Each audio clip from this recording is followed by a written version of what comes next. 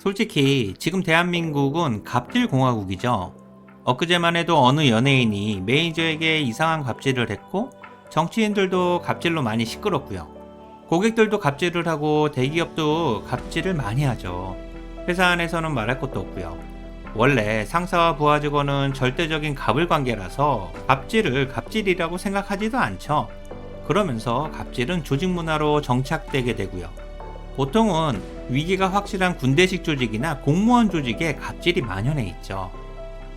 그리고 회사에 갑질이 난무하는 수많은 원인들이 있죠. 수직적 서열 문화나 갑을 마인드가 대표적이고요. 갑질을 해도 처벌이 너무 미미하니까 갑질이 줄어들지가 않죠. 모두가 갑질을 하니까 솔직히 죄의식도 없고요. 그래서 우리는 갑질의 피해자가 되기보다는 가능하면 가해자가 되어야만 하고요. 원래 때린 사람은 추억이지만 맞은 사람은 지옥이니까요. 또한 공자가 죽어야 나라가 산다라는 책에서는 대한민국 갑질의 뿌리가 유교 문화에 있다고 강조하죠. 수직적 서열 문화와 권위주의가 그 대표적인 모습이고요. 그러다 보니 대한민국에서 갑질은 아주 오랜 전통을 가지고 있는 행동이죠. 회사나 조직에서의 갑질은 말할 필요도 없고요. 그래서 오늘은 대한민국 직장인이 계속 갑질을 하는 이유에 대해 이야기를 해보려고 합니다. 원래 갑질은 갑질을 하는 사람 탓도 있겠지만 조직이나 환경의 영향이 더 크죠. 그러니 직장인들이 왜 그렇게 갑질을 하는지부터 먼저 고민해봐야 하고요. 일단 많은 직장인들이 이렇게 말을 하죠. 그 친구는 원래 성격이 좀 그래. 걔는 인성 자체가 문제야. 하지만 갑질의 70% 이상은 사람의 문제가 아니라 조직이나 환경 때문이죠. 모든 권한이 위에 쏠려 있고 반대로 책임은 아래로 내려오고 실패라도 하면 바로 낙인이 찍히는 조직들에서 갑질하는 문화가 팽배하고요. 그러니 자연스럽게 상명하복을 하게 되고 혁신이나 도전은 엄두도 못 내고요.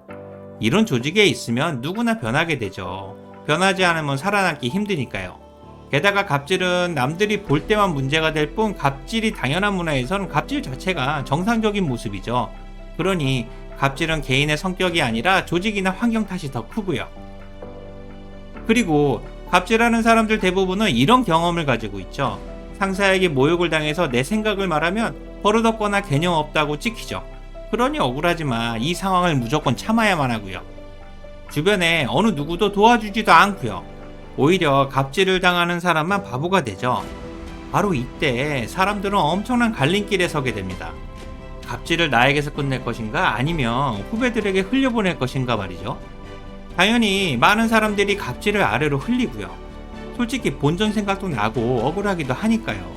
그러다 보니 자기가 당한 것에 배 이상으로 흘려보내는 사람들도 있죠.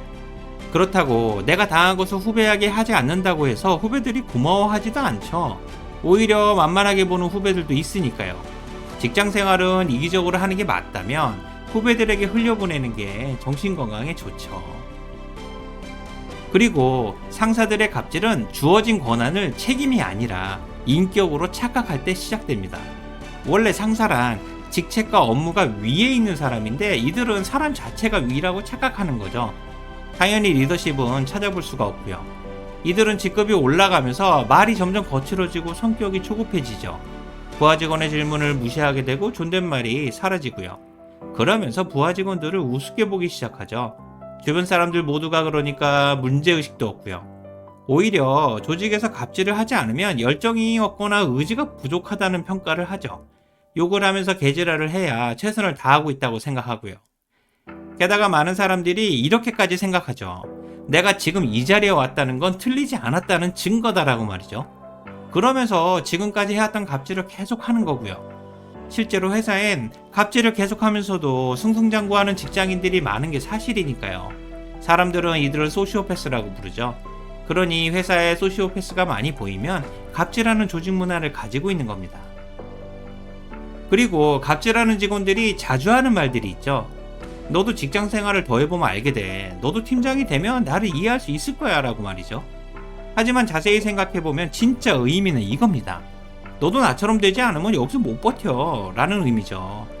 진짜 문제는 갑질하는 내가 아니라 갑질을 용인하는 조직과 환경이 문제라고 말하는 거고요. 자신의 갑질을 정당화하면서 공감해달라는 의미죠.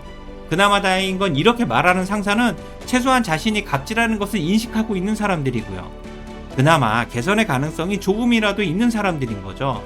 대부분은 문제의식조차 없으니까 이런 말 자체를 하지 않고요. 그렇지만 진짜 갑질하는 쓰레기들은 자기 자신을 이렇게 인식하죠. 나도 직장생활이 너무 힘들고 솔직히 나만 이렇게 갑질하는 게 아니야. 이 정도 갑질은 누구나 다 해 라고 말이죠. 그러면서 자신의 갑질을 합리화하는 거고요. 물론 이것도 정신승리라면 정신승리죠. 게다가 이들은 갑질에 대해 미안해하거나 반성하지도 않죠. 오히려 회사에서 살아남으려면 당연한 모습이라고 생각하고요.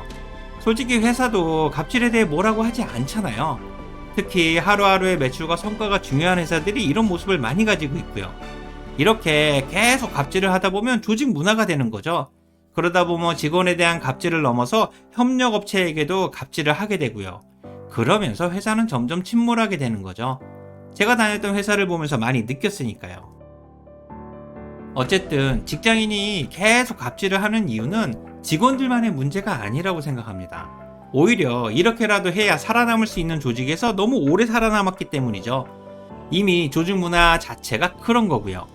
직원들을 후려치거나 목소리 큰 놈이 인정받는 그런 회사들 말이죠. 그래서 저는 갑질하는 회사를 혈액암에 걸린 환자라고 생각합니다.